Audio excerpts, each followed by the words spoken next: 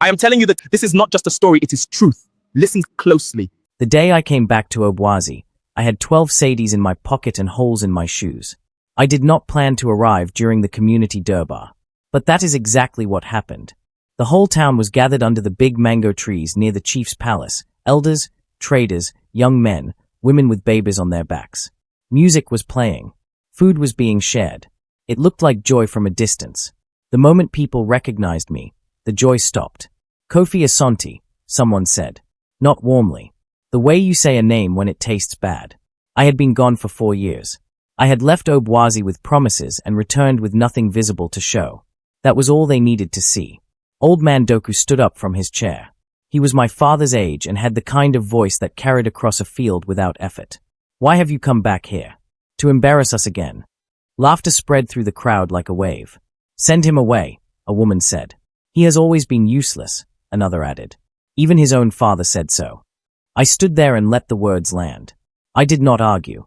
I did not explain. But at the far edge of the crowd, one man was not laughing. He was watching me with calm, steady eyes. I noticed him, and he noticed that I noticed. Then he looked away.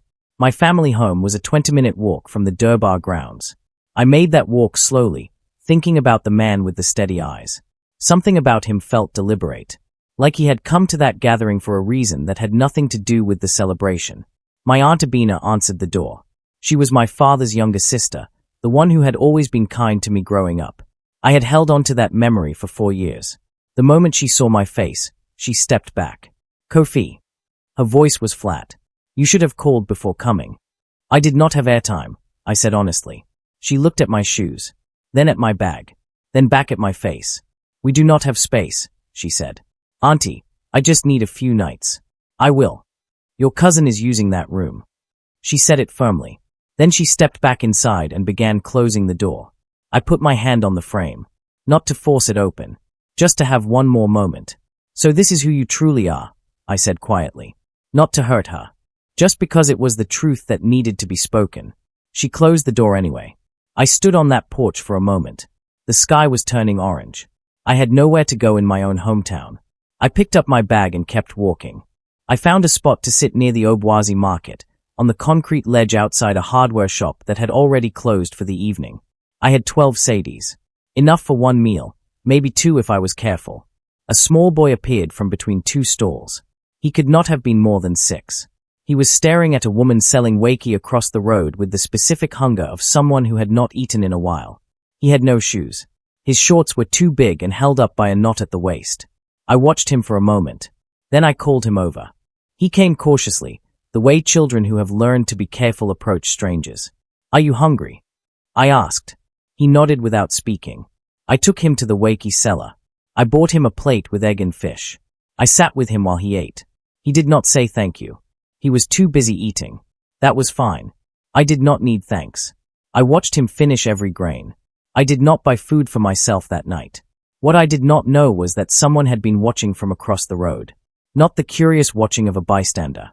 The deliberate watching of someone who had been looking for something specific and had just found it. It was the same man from the Durbar. He found me the next morning. I had slept on the concrete ledge. It was not comfortable. But I had slept in worse places over the 4 years I had been away, trying and failing and trying again in Accra, in Takoradi, in Tima. I knew how to sleep anywhere. He sat down beside me without introduction. He was perhaps 60, with the kind of stillness that comes from a person who has lived through enough not to be easily moved. He wore simple clothes. Nothing that announced wealth. But his shoes were excellent quality, and his watch, though small, caught the morning light in a specific way. You fed that child last night, he said. Not a question. He was hungry, I said. You had very little. He had less. He nodded slowly. He looked at the road in front of us for a while. Then he spoke again. I have an offer for you. I cannot explain it fully right now. But if you accept, your life will never be the same. He paused. I need 3 days before I can tell you more. In those 3 days, I will ask something of you. What? I asked. He finally turned to look at me directly. Trust. Just for 3 days. I had nothing else to trust. So I said yes. His name, he told me eventually, was Mr. Antwi. But on that first day, he gave me only a task. He took me to an abandoned community building at the edge of the market. The roof had partially caved in. The floor was buried under years of debris, old paper, broken bottles, rotting wood, animal waste. It smelled like everything that had been forgotten. "Clean it," he said. "All of it. By tomorrow evening." He handed me a broom, a shovel, and 2 large rubber bins. Then he left. I stood there looking at the wreckage of that building. I had no gloves, no mask, no help. I thought about what my former colleagues in Accra would say if they saw me now, shoveling waste from an abandoned building in my hometown while people walked past and stared. I started at one corner. I worked through the heat of the day, through the afternoon, into the early evening. Some passers-by laughed. One man took a photo. I did not stop. By the next evening, the building was clean. Not perfect, but clean enough that you could see its bones clearly, see what it had once been and what it could be again. I sat outside it when I finished. Somewhere I could not see, Mr. Antwi was watching. I did not know this then, but later he told me. And he told me what he had said to himself when he saw me finish. He passed the first test. On the second day, an old friend found me. Your Darko and I had grown up on the same street.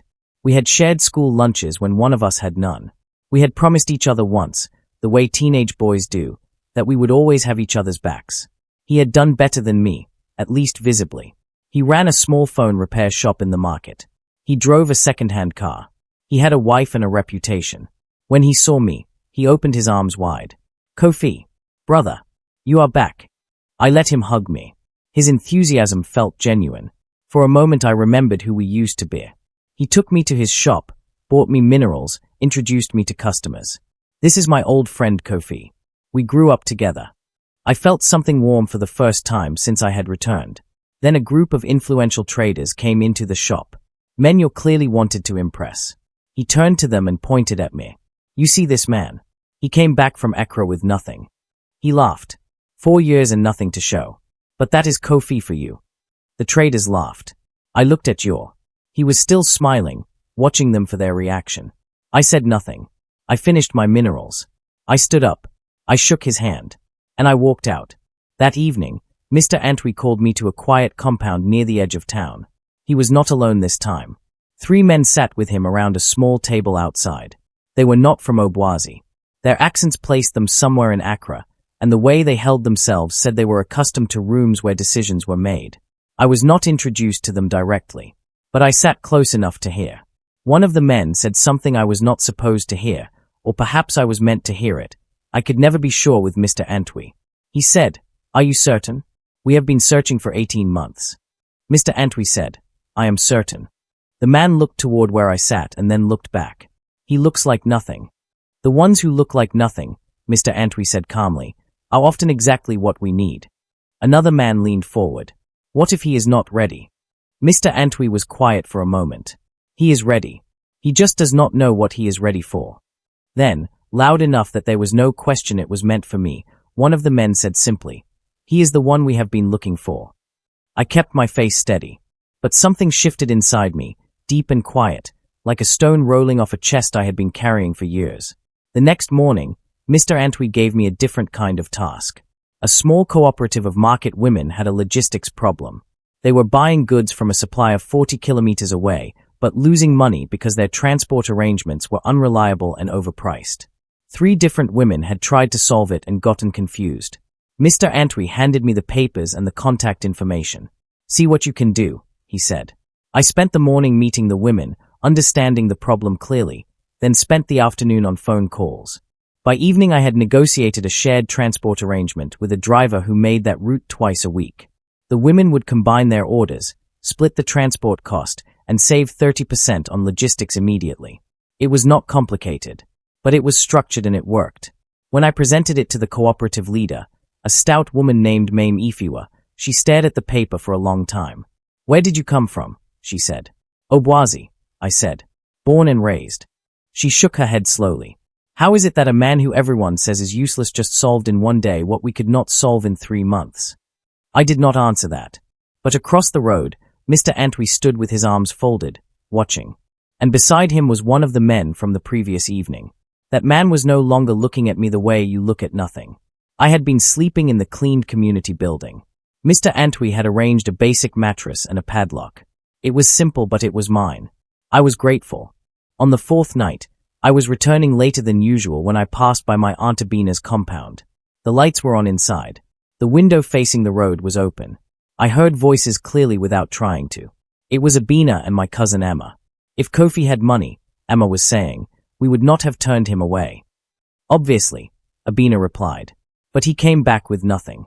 What use is that? But if he becomes something later, then we will say we supported him all along, Abina said. Her voice was completely calm. Like this was simple logic, not something to feel shame about. That is how these things work. You wait to see which direction the person goes. Then you position yourself. And if he stays poor, then we never opened the door. Simple. Silence. I stood outside that window in the dark for a long moment. I had come back hoping that blood meant something. That history meant something. I had carried that hope across 4 years and 40 miles. Standing in the dark outside my aunt's window, I let go of it. I walked back to the community building. I did not feel angry. I felt something colder and clearer than anger. 3 weeks after my return, Yo came to find me again. He arrived at the community building one evening looking uncomfortable. He had heard that I was helping Mame Ifiwa's cooperative and that Mr. Antwi was connected to me in some way. He had put these things together and arrived with a revised attitude. Brother, he said. About what happened at the shop, I was just joking. You know how I am. I looked at him. He was not a bad man exactly. He was a man shaped entirely by what other people thought of him. That was its own kind of prison. I know, I said. He relaxed. Then he said, there is something I need. The traders I was trying to impress that day, they are actually looking for someone to help organize supply routes between here and Kumazi. I told them I knew someone capable. He paused. I thought you could do it, and maybe we share the commission. He wanted to profit from me now that I looked useful. I could have given him a cold answer. I could have reminded him what he had done in front of those traders. Instead I said, let me think about it. His face filled with relief. I watched it, and I made a mental note of exactly who your Darko was when something was in it for him, and who he was when there was not. Mame Ifiwa became something I did not expect. Not a client. Not just a contact. A guide. She was perhaps 55, with eyes that had seen enough to not be fooled easily. After I solved the transport problem, she invited me for tea at her home. We talked for 3 hours. She asked me questions that nobody else in Obwazi had thought to ask. Where had I been? What had I tried? What had I learned from failing? I answered honestly. At the end she said, you are not what happened to you. You know that. I am learning it, I said. She nodded. There is a man in this town who collects stories about people. Not for gossip. For judgment. He decides who gets opportunities in this community. He has been watching you. Mr. Antwi, I said. She looked slightly surprised. Then she smiled. You already know. I do not know everything, I said. She leaned forward. Nobody does. But here is what I will tell you for free, Kofi Asante. You do not yet know who you are becoming, but I can see it from where I sit. She pointed at her eyes. And these eyes have never been wrong. I drove home that evening, borrowed a bicycle, technically, with her words sitting in my chest like something warming up. The accusation came without warning, the way the worst things always do. A storage container belonging to a hardware trader named Apong went missing from the market area. Goods worth several thousand cedis. Apong was loud and connected and extremely angry. Someone told him that the new person helping Mame Ifiwa's cooperative had been seen near the storage area 2 nights before. That person was me. Apong did not ask me. He went straight to the market gathering and made the accusation publicly. I arrived in the middle of it. 20 people watching. His finger pointing in my direction. His voice carrying across the stalls. This useless man who just came back from nowhere. He was there. He has nothing, so he took from those who have something. The crowd murmured. Most of them were already primed to believe the worst about me. I looked across the gathering for Mr. Antwi. He was there, standing at the back. His arms were folded. His face was calm. He did not speak. He did not defend me. He simply watched. In that moment I understood something painful and important. Whatever was being built here required me to go through this alone. I turned back to face Apong and the crowd.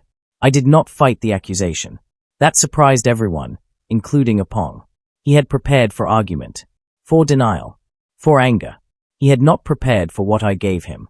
I hear what you are saying, I told him. I was near the storage area that night. I was walking back from Mame Ifiwa's cooperative. I did not touch your container. But I understand why suspicion falls on the person who has nothing. He stared at me.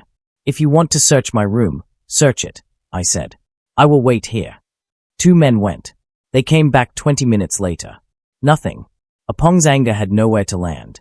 He muttered that it must have been someone else and walked away. No apology. That was not the kind of man he was.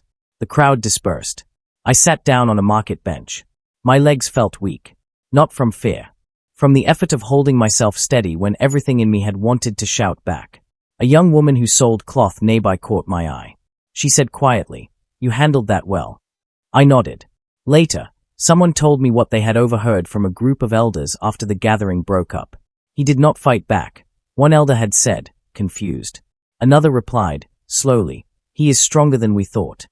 Mr. Antwi came to me that evening. No explanation about the accusation. No apology for staying silent. He simply sat down and said, "You are ready for the next part." He told me that the 3 men from Accra ran a regional development fund. They had been looking for someone to manage a community economic initiative in Obwazi, a microenterprise support program that would provide training, small grants, and market access to local traders and young entrepreneurs. The program had a real budget, a proper office, national backing from a development agency. They needed someone who understood the community from inside, who had no political allegiances, who had demonstrated patience and integrity under pressure, and who could actually solve problems rather than just talk about them. They wanted me. I sat with this information quietly. Why did it have to happen this way? I finally asked. The cleaning, the accusations, all of it. Mr. Antwi looked at me steadily. Because the people you will serve have been disappointed by smooth talkers their whole lives. They needed to see who you are when there is nothing to gain. When it is hard. When it is humiliating. He paused. You could not have been trusted with this if you had not been tested first. The scale of what he was offering sat on me like something enormous but not heavy. More like wings, waiting to be used. I accepted. But Mr. Antwi made one thing clear. For the next 2 months, nothing would be announced publicly. I would begin the groundwork quietly, mapping the community's economic needs, building relationships with potential program participants, understanding what actually existed versus what people claimed existed. So I moved through Obwazi like a man who was still nothing. I visited traders at their stalls. I asked questions that sounded like curiosity. I sat with young people who had skills but no market. I spoke with women who had ideas but no capital. I kept notes in a small book I carried everywhere. People talked to me freely because they still thought I was powerless. The same position that had been used to humiliate me became the best research position I had ever had. When you are dismissed, people say things in front of you that they would never say to someone they feared or wanted to impress. I learned more about Obwazi in those 2 months than I had in the 20 years I lived there before leaving. But someone noticed my movements. Apong, the trader who had accused me, had been watching me since the incident. My calm response had bothered him in a way he could not explain. And now I was everywhere, talking to everyone. He began asking questions about me. One morning I noticed him speaking to someone while watching me from across the market. Apong hired a young man named Fifi to investigate me. Fifi was perhaps 22, sharp and curious, the kind of young man who could find information if he was motivated. Apong gave him motivation in the form of payment. For 2 weeks Fifi followed my movements carefully.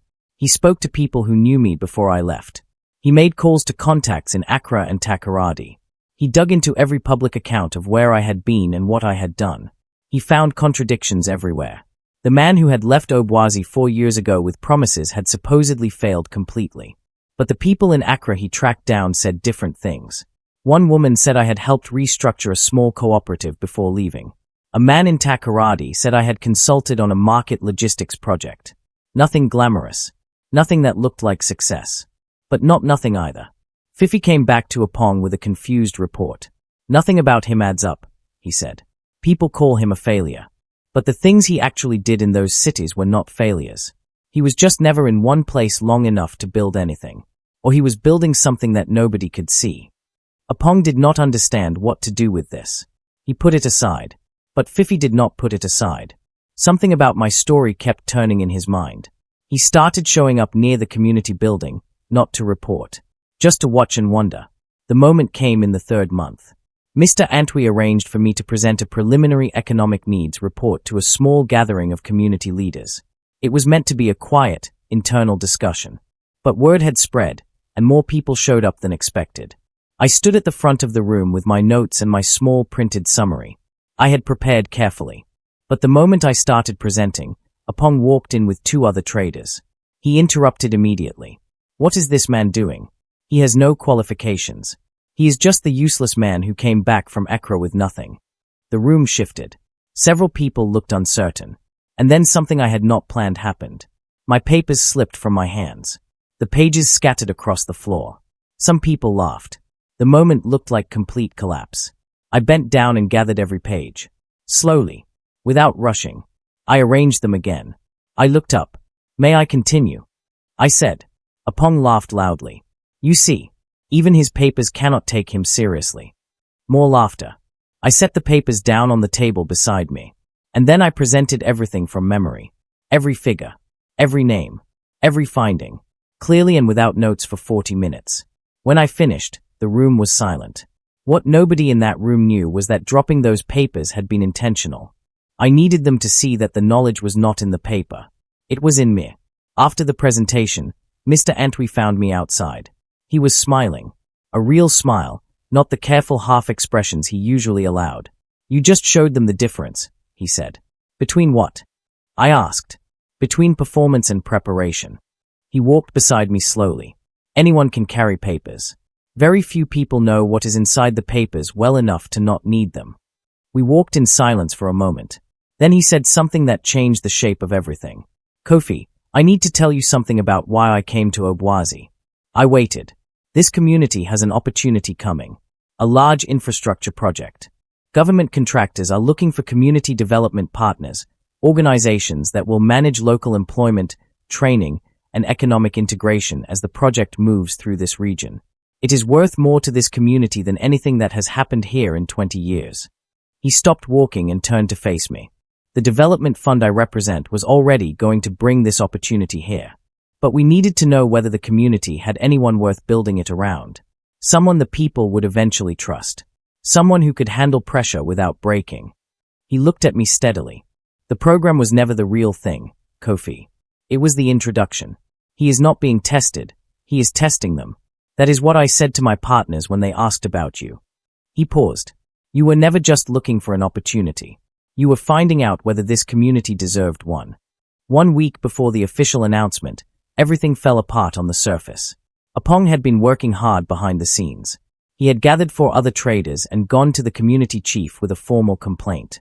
They claimed I was an outsider pretending to work for the community while actually collecting information to sell to outside developers. They used the word spy. It was the most damaging accusation yet. And it landed at the worst possible time. The chief called a public gathering. I was summoned. I stood before the chief, his elders, and the entire community. Apong presented his case with tremendous confidence. The 4 traders supported him one by one. Each added details that were almost true but shaped carefully to destroy. When it was my turn to speak, I looked around at the faces. My Aunt Abina was there. Yor was there. Mame Ifiwa was there. Fifi was there, standing at the back, watching with the expression of a man trying to solve a puzzle. I looked at all of them, and then I smiled. Not a performance. Not a strategy. A real smile, the first one since I had come back. Because it was over. The testing was done. And nothing they said in that gathering could change what was about to happen. "Chief," I said calmly, "I have nothing to hide. And tomorrow you will understand everything." The following day was the annual Town Development Forum. It happened every year in the main community hall, a gathering where progress was discussed, projects were announced, and community leaders gave reports. This year the hall was fuller than usual. Word had spread about the previous day's gathering. People came expecting drama, expecting to watch me fall one final time in front of everyone. I arrived last. I had borrowed nothing and performed nothing. I wore clean, simple clothes. I walked in through the main entrance. Beside me were Mr. Antwi and the 3 men from Accra. Behind us were 2 government officials from the Regional Development Authority, carrying folders with the national crest on the cover. The hall went silent when we walked in. Not the dramatic silence of surprise. Something deeper. The silence of a room full of people who suddenly realized that the air pressure had changed and they did not yet understand why. I walked to the front of the hall. I did not look at Apong. I did not look at my aunt. I did not look at your. I sat down at the head table beside Mr. Antwi and the officials. The forum chairman looked between me and the officials. S voice, when he spoke to the room, was slightly unsteady. Then he looked at his program sheet. Then back at us. Should we begin? I asked him quietly. He nodded. His voice, when he spoke to the room, was slightly unsteady. Please welcome our guests from Accra. The first official stood and explained the infrastructure project. Roads, water systems, community facilities. A 3-year program in this region. Significant government and international development funding. Hundreds of local jobs during construction and beyond. As he spoke, I watched the room. People were nodding, excited. This was exactly what Obwazi had been waiting for. Economic investment. Real work. Opportunity. Then the second official stood. For this project to work correctly in each community, we need a local economic integration partner. An organization with community trust, operational capacity, and leadership that understands the people. He turned slightly. We have found that partner here. He said my name. The hall shifted. I saw it physically, heads turning, eyes widening, a slow ripple moving through the crowd. Apong stood up from his seat. He did not say anything. He just stood, as if standing would help him see more clearly, as if there had been a mistake and standing would reveal it. My Aunt Abina put her hand over her mouth. Yor was completely still. Mame Ifiwa was nodding, slowly and steadily, as though this was the ending she had written in her head weeks ago. And at the very back of the hall, Fifi was no longer trying to solve a puzzle. He was just watching with his arms loose at his sides and his mouth slightly open. Is that really him? Someone whispered nearby. From 3 different corners of the hall, I heard the same whispered question. After the officials finished, the forum broke into open discussion. That was when things began to crack open. Mame Ifiwa stood and addressed the hall directly. She spoke about the transport solution I had found for her cooperative.